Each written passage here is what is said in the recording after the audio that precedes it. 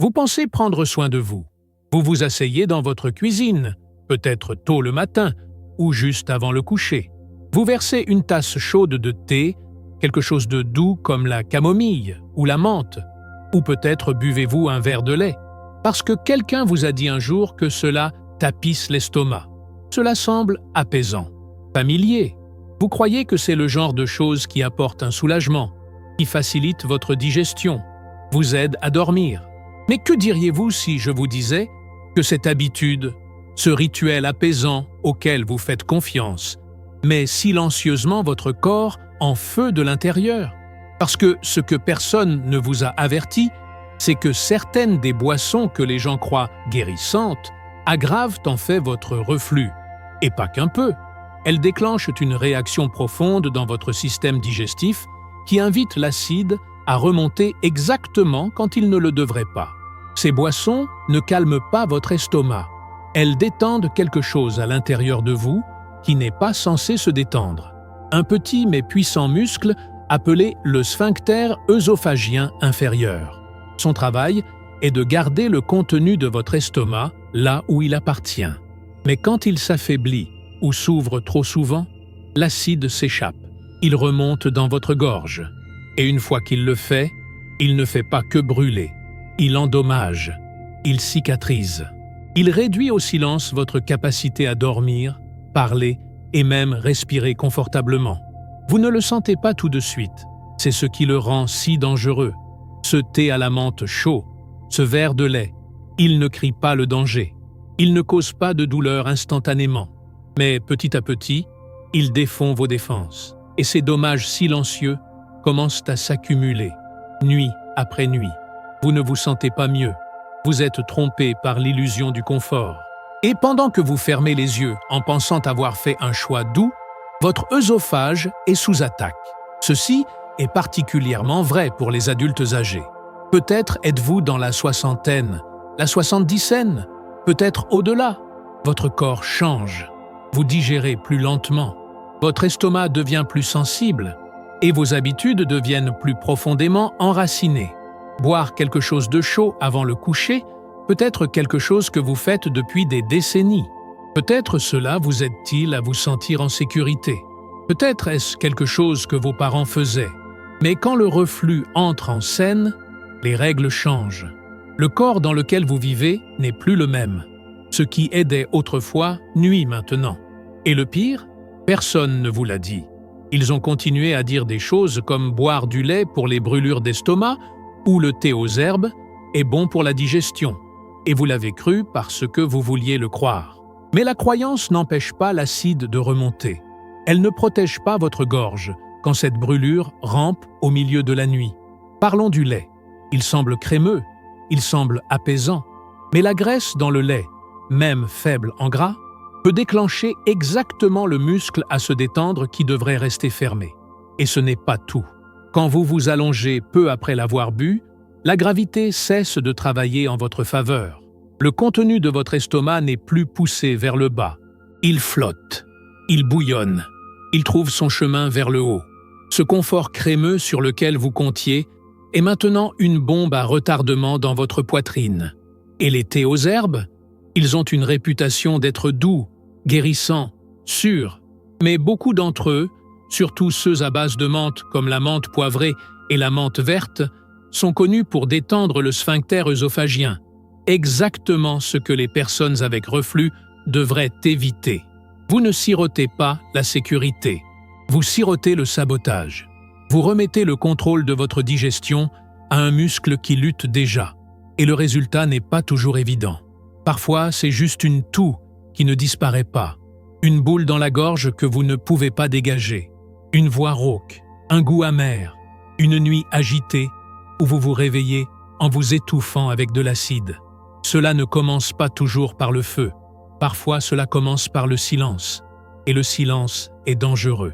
Parce que le reflux silencieux, le genre qui s'insinue sans brûlure d'estomac classique, est l'une des causes les plus négligées de dommages à long terme chez les adultes âgés. Il ne ressemble pas à la douleur thoracique ardente que vous attendez. Il ressemble à la fatigue, aux maux de gorge, à l'oppression. à la sensation de mucus qui ne part jamais. Et pendant que vous traitez ces symptômes avec des pastilles ou des humidificateurs ou des pilules contre les allergies, la vraie cause est assise silencieusement dans votre estomac, en attente, en remontée, en brûlure. C'est là que la peur commence à s'installer. Parce que ce n'est pas à propos d'un mauvais choix, c'est à propos de répétitions, d'habitudes si familières qu'elles ressemblent à la maison. Mais la maison n'est pas supposée vous faire mal. Et pourtant, ces routines nocturnes ou matinales causent une douleur que vous avez normalisée. Vous pensez que vieillir est supposé ressembler à cela, mais ce n'est pas le cas. Cet inconfort profond, ce cycle sans fin d'essais et d'erreurs, d'éviter les aliments, de chercher un soulagement, cela commence souvent par quelque chose d'aussi simple que ce que vous buvez quand vous pensez vous aider. C'est un tour cruel. Vous essayez d'être en bonne santé. Vous faites ce que vous pensiez être juste. Mais votre corps, surtout maintenant, a besoin de nouvelles règles. Il a besoin de protection, de limites, de conscience. Et cela commence par reconnaître que tout ce qui est étiqueté comme naturel ou doux n'est pas sûr pour vous. Pas maintenant, pas avec le reflux, pas avec l'inflammation, pas avec un corps qui vous demande, vous supplie, d'arrêter d'ajouter du carburant au feu. La tragédie est que personne n'en parle. Les médecins ne l'expliquent pas toujours. Les publicités ne vous avertissent pas. Et donc, les gens continuent à répéter le même cycle, sirotant du poison déguisé en paix, avalant de l'acide en pensant boire la santé. Et chaque nuit que cela continue, les dommages grandissent, jusqu'à ce qu'un jour la toux devienne chronique, la voix devienne rauque, le sommeil devienne brisé, et le silence devienne permanent. Mais maintenant vous savez, et une fois que vous le voyez, vous ne pouvez plus ne pas le voir. Le liquide chaud, le rituel réconfortant, la saveur douce, tout cela vient avec un coût que vous ne pouvez pas vous permettre de continuer à payer. Surtout pas quand la prochaine habitude pourrait être encore pire. Parce que ce n'est pas seulement à propos de ce que vous buvez, c'est aussi à propos de ce que vous mangez. Et parfois, la chose la plus dangereuse pour votre reflux, c'est ce qui vous attend au tout début de votre journée. Si vous avez déjà lutté avec le reflux et réalisez maintenant que certaines de vos habitudes quotidiennes pourraient l'aggraver, partagez votre expérience dans les commentaires. Votre histoire pourrait aider quelqu'un d'autre. Et si cette vidéo vous a apporté clarté ou réconfort, n'oubliez pas de vous abonner pour plus d'insights comme celui-ci. Cela commence par le matin, ce moment silencieux quand le monde ne s'est pas complètement réveillé et vous cherchez quelque chose pour vous ancrer. Vous allez à la cuisine, peut-être un peu raide, peut-être portant encore le poids d'une nuit difficile. Vous ne demandez pas grand-chose, juste une boisson chaude, un petit déjeuner simple, quelque chose pour mettre votre journée en mouvement. Alors, vous faites ce que vous avez toujours fait. Vous faites du pain grillé, peut-être avec de la margarine. Vous versez une tasse de café fort. Vous vous asseyez et vous vous dites que c'est un bon début, familier, sûr. Mais que se passerait-il si cette routine silencieuse était la raison pour laquelle votre corps se sent pire au fur et à mesure que la journée avance? Parce que voilà ce que personne n'a jamais dit à voix haute. Ce petit déjeuner auquel vous faites confiance depuis des décennies pourrait être le déclencheur derrière votre poitrine brûlante, votre raclement de gorge constant, votre ballonnement inconfortable. Il n'a pas l'air nocif, il ne semble pas violent. Mais caché à l'intérieur de cette assiette se trouve une tempête parfaite. Et pour quelqu'un avec reflux, ce n'est pas seulement malsain, c'est destructeur. Décomposons cela. Le pain, cette tranche douce et blanche qui fond pratiquement dans votre bouche. Il est fait avec de la farine raffinée dépouillée de fibres, nutriments et structures. Il se transforme en sucre rapidement et déclenche des réponses d'insuline qui affectent tout votre tract digestif. Mais plus que cela, le pain blanc gonfle dans l'estomac, ralentissant la digestion et créant de la pression. Pression qui pousse contre la valve, affaiblie dans votre œsophage inférieur. La même valve qui est supposée garder l'acide gastrique à sa place. Puis vient la margarine. Cette pâte jaune que les gens ont commencé à utiliser parce qu'on leur a dit qu'elle était plus saine que le beurre. Mais la margarine est remplie d'huile hydrogénée et de graisses artificielles que votre corps ne reconnaît pas. Des graisses qui prennent plus de temps à digérer. Des graisses qui s'attardent dans votre estomac et demandent plus d'acide pour se décomposer. Et pendant que cet acide s'accumule, votre corps essaie de suivre. Il pousse, il remue. Et quand l'acide n'a nulle part où aller, il remonte. Maintenant, imaginez ceci. Ce même matin, avant d'avoir pris toute nourriture, vous prenez une gorgée de café. Noir, fort, peut-être même à jeun. Il vous réveille, mais il réveille aussi autre chose. La caféine est un stimulant d'acide connu. Elle dit à votre estomac de produire plus d'acide. Elle détend le sphincter œsophagien inférieur. Elle déclenche des contractions et accélère la vidange de l'estomac de manières qui sont chaotiques pour quelqu'un avec un système digestif sensible. Et ce n'est qu'une tasse. Peut-être avez-vous fait cela tous les jours pendant les 10, 20, 30 dernières années. Peut-être est-ce ainsi que vos parents commencèrent leur journée. Peut-être pensiez-vous que sauter le petit déjeuner était pire que d'en prendre un petit. Mais les dommages ne sont pas toujours bruyants. Parfois, ils sont subtils. Une toux sèche après le petit déjeuner. Un goût amer à mi-matinée. Cette sensation de nourriture qui colle dans votre gorge. Vous l'ignorez. Vous passez à autre chose. Mais cela continue à arriver. Et chaque fois que cela se produit, cela grignote la capacité de votre corps à se protéger.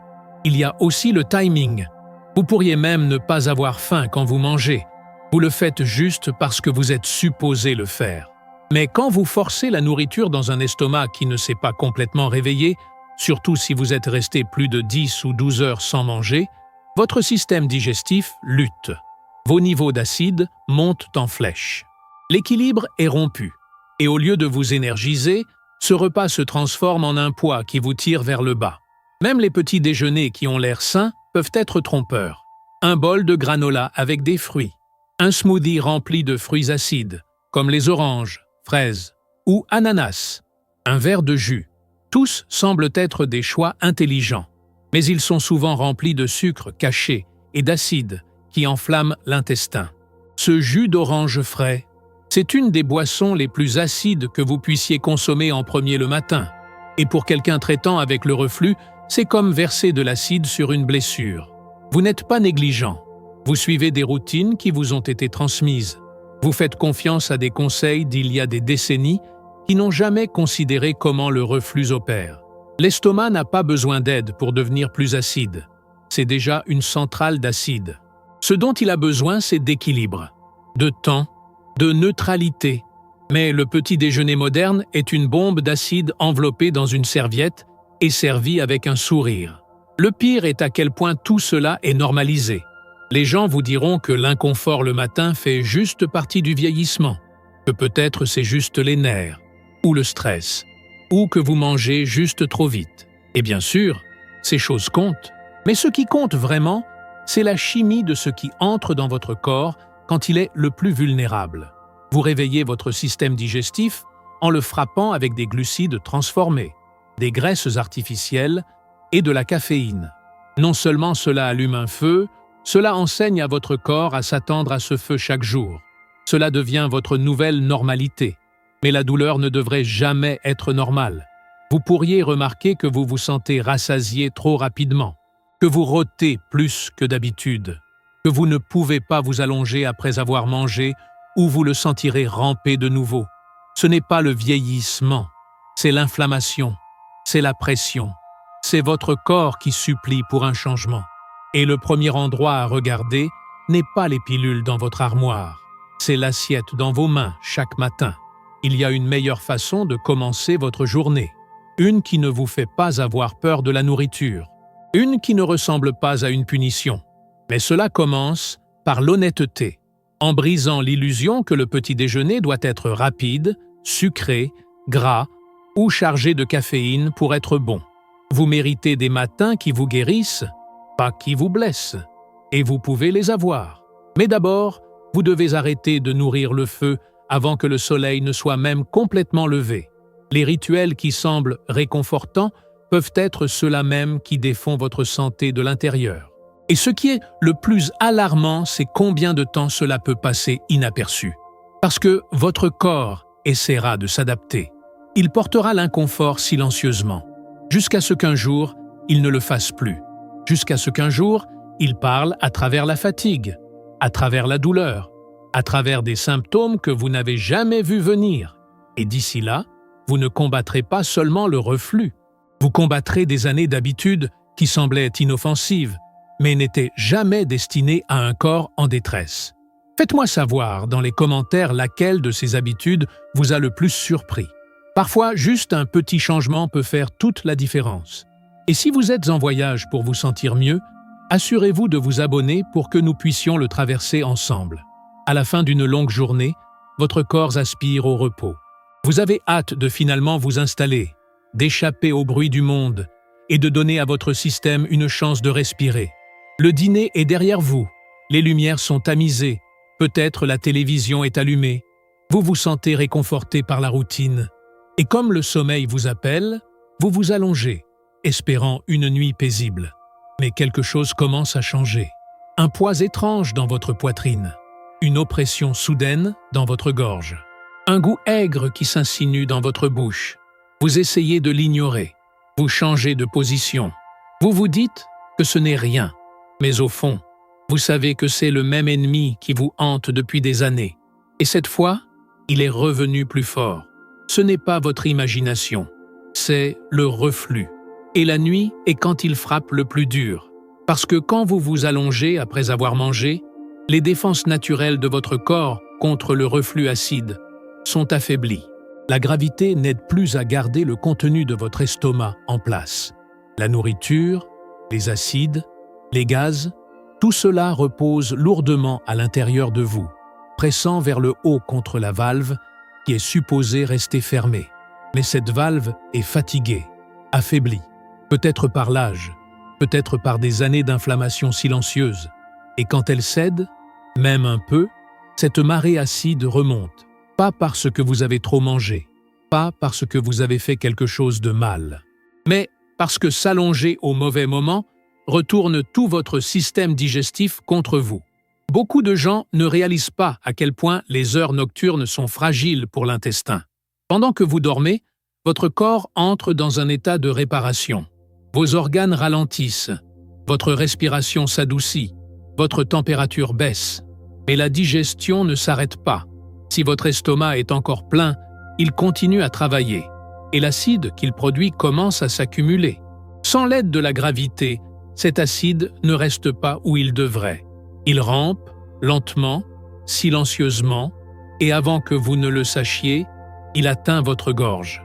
C'est quand les symptômes qui semblaient mineurs pendant la journée deviennent insupportables la nuit. Cette toux persistante, cette brûlure derrière votre sternum, l'enrouement dans votre voix quand vous vous réveillez, l'étrange sensation d'étouffement ou d'halètement au milieu de la nuit. On vous a peut-être dit que c'était des allergies ou de l'asthme ou même de l'anxiété, mais en réalité, c'est souvent un résultat direct du reflux acide profitant de vos heures les plus vulnérables. Même quelque chose d'aussi simple qu'une collation de fin de soirée peut déclencher une réaction en chaîne. Peut-être pensiez-vous qu'une banane avec un peu de beurre d'arachide était une gâterie légère et inoffensive, ou peut-être était-ce un verre de lait chaud. Mais ces deux aliments peuvent reposer lourdement dans l'estomac, surtout près de l'heure du coucher.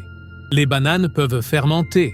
Le lait, surtout le lait entier, augmente la production d'acide.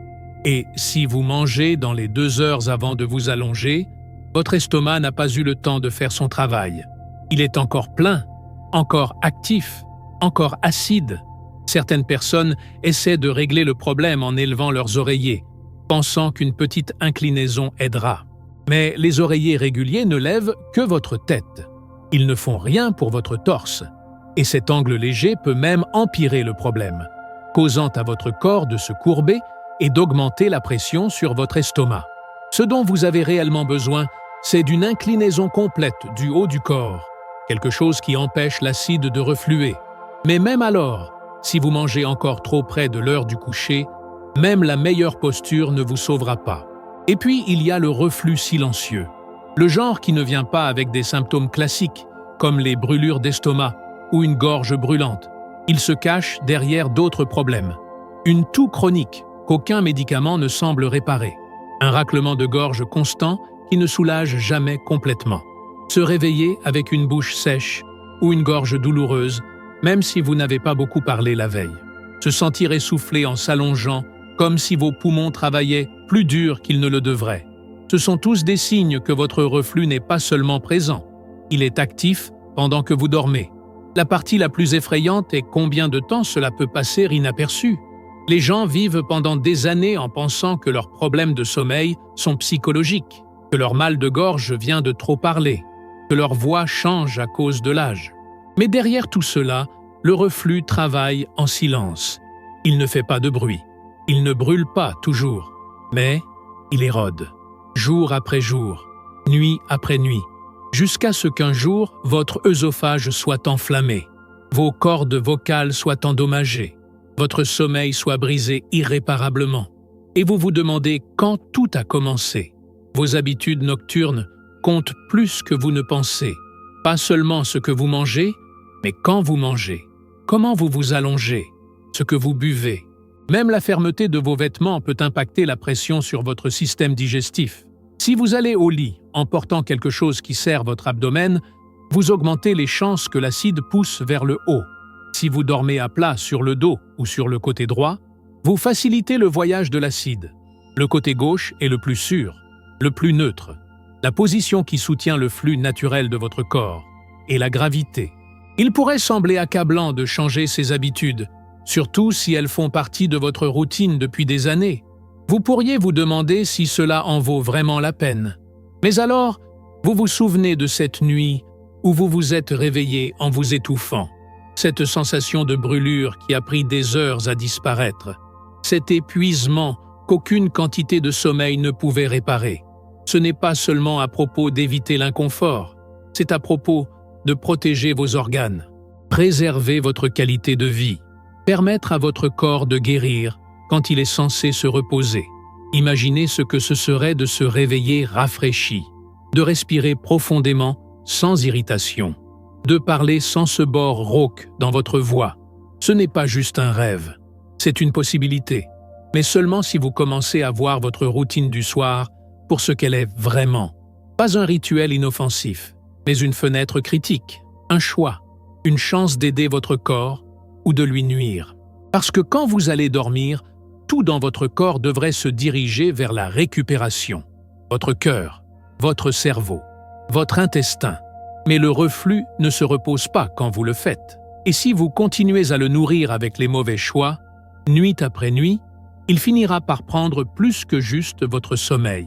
Il prendra votre énergie, votre confort et votre paix. Et tout cela commence par ce qui se passe dans les dernières heures de votre journée. Y avait-il quelque chose dans cette vidéo qui vous a touché de près? J'aimerais en entendre parler dans les commentaires. Et si ce genre de contenu vous aide à vous sentir compris et soutenu, allez-y et abonnez-vous pour ne jamais manquer la prochaine vidéo. Ce ne sont pas toujours les grandes choses. Parfois, ce sont les petites habitudes, celles que vous remarquez à peine, celles qui semblent innocentes. Mâcher du chewing-gum après un repas, siroter de l'eau pendant le dîner, prendre une poignée de crackers entre les tâches. Petits moments qui vous font sentir en contrôle, comme si vous faisiez quelque chose de léger, quelque chose d'intelligent, quelque chose pour lequel votre corps vous remerciera. Mais au fond, votre système digestif crie à l'aide, parce que ce qui semble inoffensif pourrait être la chose même qui vous brise de l'intérieur. Commençons par le chewing-gum. Cela semble assez simple. En mettre un dans votre bouche pour rafraîchir votre haleine. Peut-être cela vous aide-t-il à vous concentrer. Peut-être cela vous empêche-t-il de grignoter. Mais voici ce que la plupart des gens ne réalisent pas. L'acte de mâcher envoie un signal puissant à votre cerveau. Un signal qui dit que la nourriture arrive. Votre corps se prépare. La salive augmente. Votre estomac se réveille. L'acide commence à couler. Mais aucune nourriture n'arrive. Il n'y a rien à digérer. Alors où va tout cet acide? Il reste, il tourbillonne, il fait pression. Et sans nourriture solide pour l'absorber, cet acide remonte directement dans votre œsophage, silencieusement, persistamment, jusqu'à ce qu'un jour, vous remarquiez que mâcher du chewing-gum vous fait sentir ballonné, gazeux ou étrangement inconfortable. Et cela empire si le chewing-gum contient des édulcorants artificiels. Des ingrédients comme le sorbitol et le xylitol peuvent fermenter dans votre intestin, nourrissant les mauvaises bactéries et créant du gaz. Ce gaz ajoute de la pression. Cette pression pousse vers le haut. Et encore une fois, votre sphincter œsophagien inférieur affaibli devient la victime. Il s'ouvre, l'acide s'échappe et le cycle continue. Ce que vous pensiez être une solution légère est maintenant un déclencheur quotidien. Et vous ne le saviez même pas. Maintenant, pensez à la fréquence à laquelle vous grignotez. Pas des repas complets, juste de petites bouchées. Un biscuit ici, un cracker là, un morceau de fruit entre les corvées. Ce grignotage constant pourrait sembler être un moyen de garder votre énergie stable. Mais en réalité, cela ne donne à votre estomac aucun temps pour se reposer. Chaque fois que vous mangez, votre corps passe par le processus de digestion. Il libère de l'acide, il se contracte, il bouge. Mais quand vous le nourrissez toujours, chaque heure, chaque moment, il ne s'arrête jamais de travailler. Il n'y a pas de pause, pas de remise à zéro.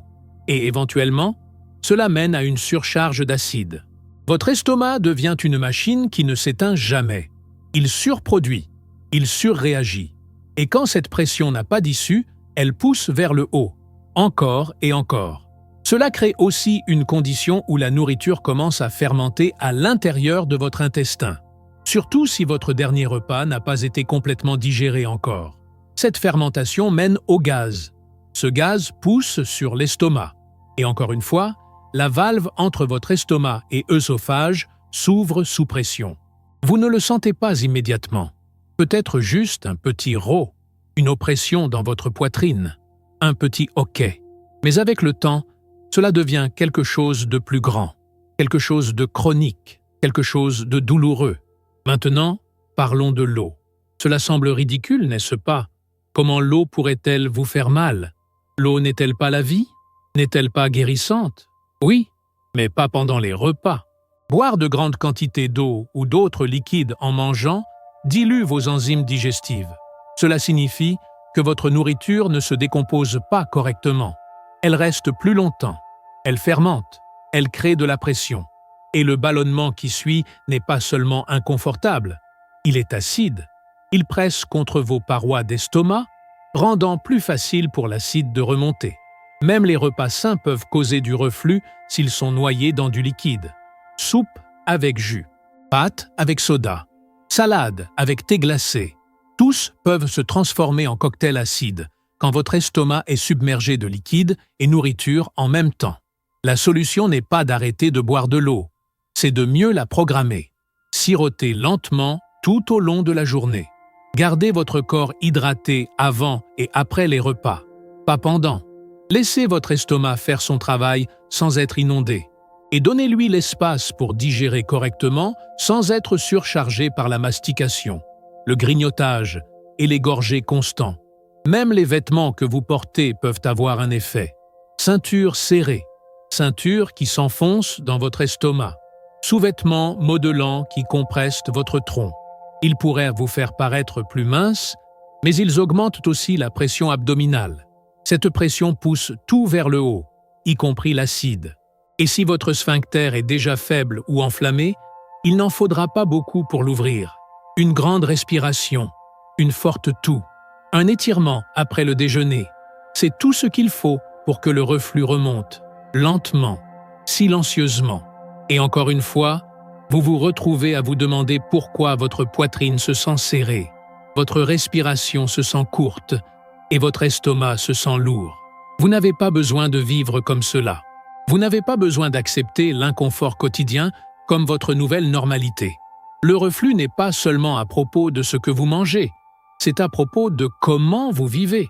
C'est le rythme de votre journée, le timing de vos repas, la posture que vous tenez, les petits choix qui s'accumulent avec le temps. Et plus tôt vous reconnaissez les motifs, plus tôt vous pouvez vous en libérer. Vous méritez un corps qui travaille avec vous, pas contre vous. Un estomac qui se calme, pas qui brûle. Une gorge qui parle clairement, pas d'une voix rauque. Une vie qui n'est pas dirigée par la peur de la nourriture, ou du sommeil, ou du silence. Vous avez porté la douleur trop longtemps, l'avez cachée, minimisée, acceptée comme l'âge. Mais ce n'est pas l'âge, c'est l'accumulation. C'est une vie d'habitudes qui peuvent encore être désapprises. Vous n'êtes pas trop tard, vous n'êtes pas trop endommagé, vous n'êtes pas irréparable. Merci de rester avec moi à travers ce voyage. Je sais que ce n'est pas toujours facile de faire face à la vérité derrière les choses que nous faisons chaque jour. Mais c'est dans ce genre d'honnêteté que la guérison commence. Si cette vidéo vous a aidé à mieux comprendre vos symptômes ou vous a ouvert les yeux sur des habitudes que vous n'aviez jamais questionnées auparavant, prenez un moment pour réfléchir. Et si vous êtes prêt pour la prochaine étape, si vous êtes prêt à prendre le contrôle et vraiment protéger votre santé digestive, assurez-vous de regarder la prochaine vidéo qui est maintenant sur votre écran. Elle pourrait être celle qui change tout.